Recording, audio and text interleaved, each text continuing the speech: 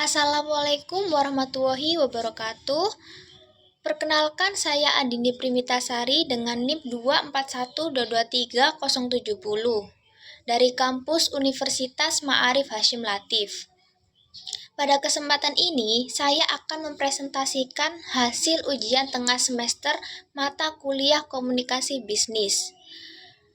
Pada presentasi kali ini, saya akan membahas tentang studi kasus komunikasi bisnis internasional antara dua perusahaan besar, yaitu Siemens dari Jerman dan Huawei dari Tiongkok, serta berbagai aspek penting dalam komunikasi lintas budaya di dunia kerja yang profesional. Yuk kita mulai pembahasannya, mulai dari latar belakang studi kasus. Pada zaman global seperti sekarang, kerjasama antar negara sangatlah umum.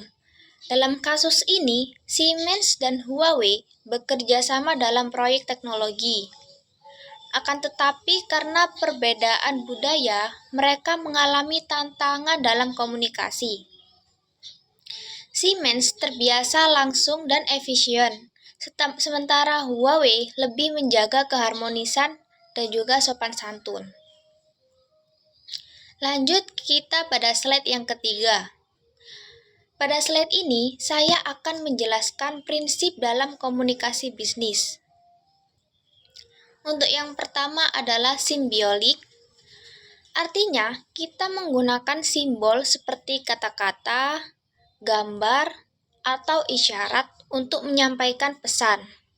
Misalnya, dalam dunia kerja, kita sering menggunakan presentasi PowerPoint atau email sebagai simbol komunikasi. Untuk yang kedua adalah proses. Komunikasi itu berlangsung terus-menerus. Kita tidak hanya berkomunikasi saat berbicara saja, tapi juga saat mendengarkan, membaca, atau bahkan saat diam sekalipun. Untuk yang ketiga adalah transaksional. Apa sih transaksional itu? Ini berarti komunikasi terjadi dua arah, bukan hanya satu pihak saja. Pengirim dan penerima saling mempengaruhi satu sama lain. Misalnya, saat kita memberikan arahan, reaksi dari lawan bicara akan mempengaruhi cara kita melanjutkan pembicaraan. Lanjut kita pada slide yang keempat. Pada poin keempat yaitu irreversible. Artinya komunikasi yang sudah dilakukan tidak bisa dibatalkan. Kata-kata yang sudah diucapkan atau ditulis tidak bisa ditarik kembali. Jadi penting sekali untuk berhati-hati sebelum menyampaikan pesan, terutama dalam situasi formal dalam dunia kerja. Yang kelima, dimensi isi dan hubungan komunikasi. Bukan hanya soal apa yang kita sampaikan atau yang tersampaikan, tapi juga bagaimana hubungan kita dengan orang yang diajak bicara. Misalnya, pesan dari atasan ke bawahan tentu akan berbeda nadanya dibandingkan bicara dengan teman kerja. Yang terakhir, kontekstual. Komunikasi tidak pernah berdiri sendiri. Selalu ada konteks budaya, situasi, dan lingkungan yang mempengaruhinya. Jadi, kita harus menyesuaikan cara berbicara sesuai dengan siapa lawan bicara kita dan dalam situasi seperti apa. Lanjut kita pada slide yang kelima, yaitu studi kasus luar negeri Siemens dan Huawei. Pada studi kasus proyek gabungan antara Siemens dari Jerman dan Huawei dari Tiongkok. Dalam proyek ini, komunikasi dilakukan secara daring, seperti melalui Zoom dan email.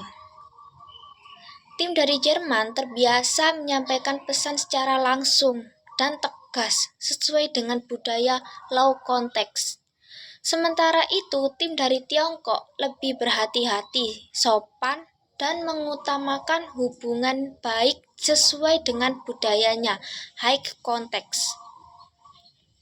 Disinilah perbedaan budaya mulai terlihat jelas.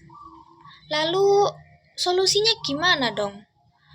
Untuk solusinya adalah saling memahami budaya dan menggunakan cara komunikasi yang lebih netral. Untuk slide yang keenam, yaitu verbal versus non-verbal. Perbedaannya seperti apa sih? Komunikasi verbal ini menggunakan kata-kata seperti bicara atau menulis. Sedangkan non-verbal menggunakan ekspresi wajah, gerakan tubuh, dan nada suara. Dalam rapat Zoom, manajer Jerman memberi kritik secara langsung. Akan tetapi, tim Huawei ini salah paham dan mengira dia marah. Padahal maksudnya hanya memberikan masukan. Seperti itu. Lanjut kasus persepsi budaya. Kita ambil dari kasus manajer dari Amerika dengan yang ingin tim Indonesia lebih aktif dan inisiatif. Akan tetapi tim Indonesia ini terbiasa bekerja secara kelompok dan menunggu arahan. Akibatnya terjadi salah paham. Jadi untuk solusinya ini manajer perlu memahami budaya lokal dan berkomunikasi dengan cara yang lebih terbuka. Seperti itu. Lanjut kita pada strategi rapat. Bayangkan kita ini menjadi pemimpin rapat ya. Tujuan dari rapat ini adalah menyatukan rencana antar departemen. Agendanya kita mulai dari menjelaskan tujuan, mendengarkan masukan dari tiap tim, berdiskusi soal masalah, dan menyusun langkah selanjutnya. Partisipasi dan tindak lanjut. Agar semua bisa ikut aktif, kita bisa memberikan giliran bicara atau memakai moderator dan adakan sesi tanya jawab. Setelah rapat, kirimkan notulen, siapkan siapa yang bertanggung jawab dan buat grup komunikasi untuk update. Lanjut pada antisipasi konflik. Konflik ini bisa muncul karena perbedaan pendapat. Jadi penting sekali buat atur jalannya diskusi dari awal. Beri waktu untuk klarifikasi dan kalau perlu pakai bantuan pihak netral untuk menyelesaikan masalah. Yang terakhir, kesimpulan.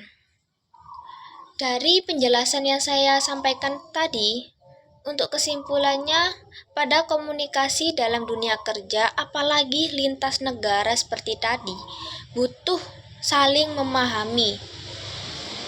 Karena adanya perbedaan gaya bicara harus disesuaikan agar kerjasama tetap berjalan dengan baik.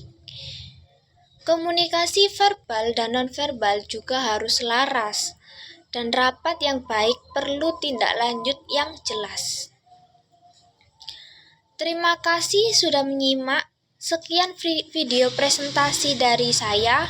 Mohon maaf jika ada salah kata. Wabillahi taufik wal hidayah. Wassalamualaikum warahmatullahi wabarakatuh.